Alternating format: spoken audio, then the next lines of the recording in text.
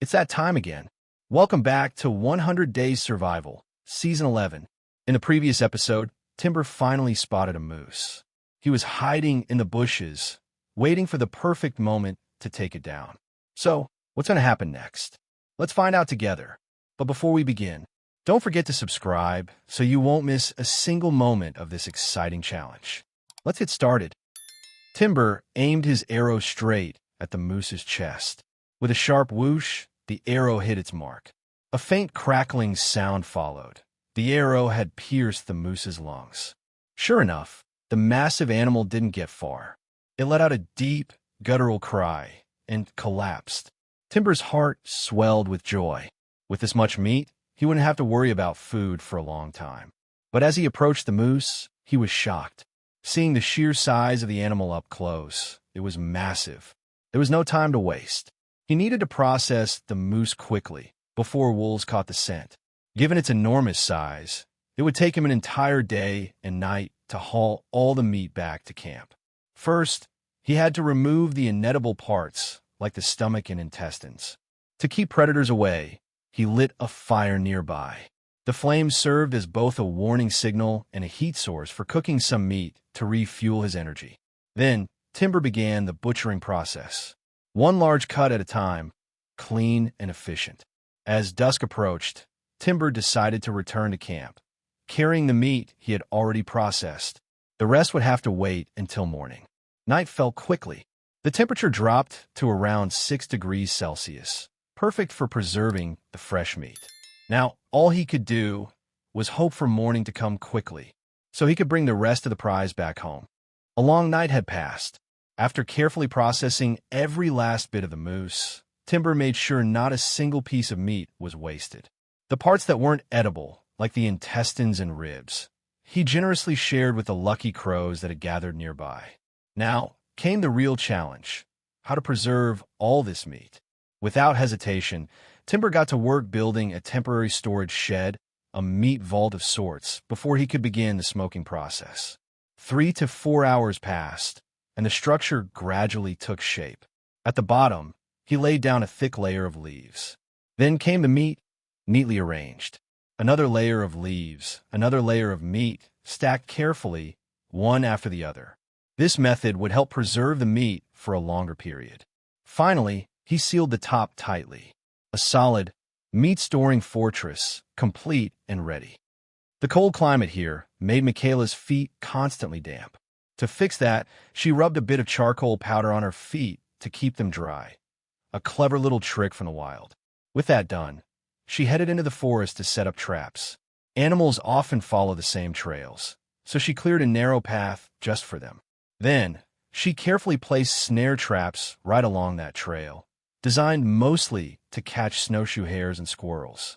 Each trap had to be set with precision to increase the chance of success. While focused on her work, she suddenly heard a fluttering sound nearby. Looking around, there was a grouse. She quickly drew her bow, notched an arrow, and let it fly. Missed, but surprisingly, the bird didn't fly away. It just stood there, staring. She smirked, took a breath, knocked her second arrow. Thwack! The bird bolted. Not a successful hunt this time, but definitely a hilarious moment. I couldn't help but laugh. What about you? Jake was lying down, soaking in the peace of the wild. Although, let's be honest, luck hadn't exactly been on his side lately. He hadn't caught a single fish in days. Still, it was time to check the fishing net. Dragging himself to the riverside, tired and not expecting much, he slowly lifted the net. And then, surprise, 2 fish, caught in the net, wriggling around. Just like that, all the fatigue melted away. But wait, there's more. One of the fish had another fish in its mouth. That means not just 2, but 3 fish in one go. Talk about a lucky break. Dub is building a mud and stone fireplace to keep warm. At the same time, he's reinforcing his shelter, sealing every little gap to make sure no cold wind sneaks in. Why? Because winter is coming fast. But that's not all. He also layers branches and dry grass over the top of his shelter, and finally adds an extra layer of insulation. With all that in place, he's built a true winter fortress. So even if the snow starts falling tomorrow, Dub is ready and confident to take on the cold head-on, while the other contestants are already warm and cozy in their shelters. Isaiah is still hard at work. He chops wood, gathers stones, doing everything he can to build a safe place of his own. With winter closing in, he hopes all this effort will pay off in time. But after a long, exhausting day, his shelter is still only halfway done.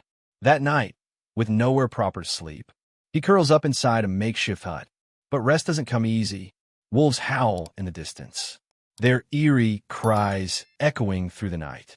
Isaiah lies awake, tense and afraid, hoping the sun will rise soon, so he can make it through this terrifying night.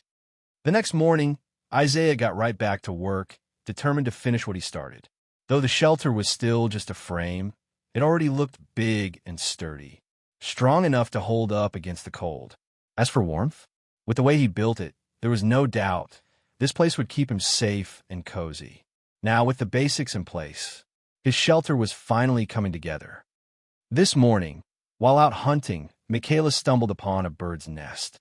There were no eggs inside, but it was still useful, perfect for starting a fire. Her main mission today was clear: build a warm, sturdy shelter to survive the brutal winter ahead. She gathered as much wood and branches as she could, focused and determined to reinforce her camp. But then, a loud animal cry broke the silence. She quickly followed the sound, only to find a rabbit already lifeless lying on the ground. Talk about a lucky day. She brought it back to camp, carefully removed the inedible parts, and kept only the tender meat. Soon, the rabbit was simmering in a pot, filling the air with an aroma that words can't quite describe. Ever since finishing his shelter, Dub had been spending most of his time fishing. Out of every 24 hours, he dedicated 12 to fishing and the other 12 to sleeping. That was his rhythm, day in, day out. But today, luck just wasn't on his side. Cast after cast, bait after bait. Not a single fish took the hook. Just as despair started to settle in, a small fish suddenly appeared, following the hook right to his feet. He waited, holding his breath, and the moment it bit, he yanked the line with all his might. But the hook snapped free. The fish slipped away, vanishing into the water. Maybe this spot just isn't lucky anymore. Dub thought, time to pack up and try somewhere new. While checking on his meat stash, Timber froze in shock. His entire storage pile had been dug up and scattered. He quickly followed the trail, and the paw prints gave it away. A wolverine had found his supply. He had to act fast. If he didn't come up with a way to deter it now, he could lose everything. Timber rushed back to camp. He cut the remaining meat into smaller pieces and hung them all inside his shelter, preparing to smoke everything immediately. This wasn't his first run-in with wildlife. Just recently, 2 or 3 bears had wandered dangerously close to his camp. This method was now a necessity, not a choice. Once everything was hung, he lit a fire beneath the meat, starting the slow process of smoking it all. To replenish his energy, Timber cooked himself a hearty meat stew, warming both his body and his spirits. Look at this. What on earth is going on?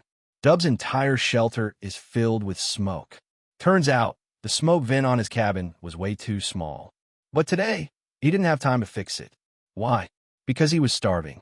Since the competition began, Dub had visibly lost weight, and now he could barely function from exhaustion. To conserve energy, he came up with a clever plan: build a few automatic fishing traps. The idea was simple. When a fish bites the bait, the trap triggers a mechanism that pulls up the line. No waiting required. As he was setting things up, Dub casually tossed another line into the water. And bam! He caught a fish. Not huge, but enough to quiet his hunger for now. While cleaning the fish, suddenly, snap! One of his automatic rods triggered. This was perfect. He now had food for tomorrow. Today, Michaela set out to build a few traps to catch squirrels. She found a piece of wood, just the right thickness, and began cleaning its surface, prepping it for the snare. But only a short while later, something in her crumbled. Her body was still fine. Her shelter? Still standing strong. But emotionally, she was falling apart. The weight of solitude, the deafening silence of the wilderness, finally caught up with her. And in that moment, it all became too much. Tears streamed down her face. Not from fear, not from pain, but from the aching loneliness. Still, Michaela didn't give up. She took a deep breath, hugged her arms close, and whispered to herself, "You've made it this far. You could go further." Sometimes the toughest battles out here aren't against nature. They're against the storm inside. On day 18, Michaela once again walked to the river to check her fish net. She was lucky this time. Inside was a large mackerel. But then, something no one expected happened. She turned around and gently released the fish back into the river. It seemed her spirit had been completely defeated. The exhaustion, the loneliness, the emotional weight. It had all become too much. Shortly after, she called the production team and officially announced her withdrawal from the competition. The competition is entering its final stretch, with only 6 contestants left in the wild. Each has their own strategy, their own way of surviving, but all share the same goal: to be the last ones standing in this harsh wilderness. The cold is growing more brutal, food is running low, and their spirits are wearing thin with each long, lonely night. This is no longer just a survival challenge. It has become a battle of willpower, a showdown between human endurance and the limits of the mind. Who will have the strength to endure? Who will overcome every challenge and claim the final victory? Stay tuned for the next gripping episodes. And don't forget to like, share, and subscribe so you won't miss a single moment of this intense journey.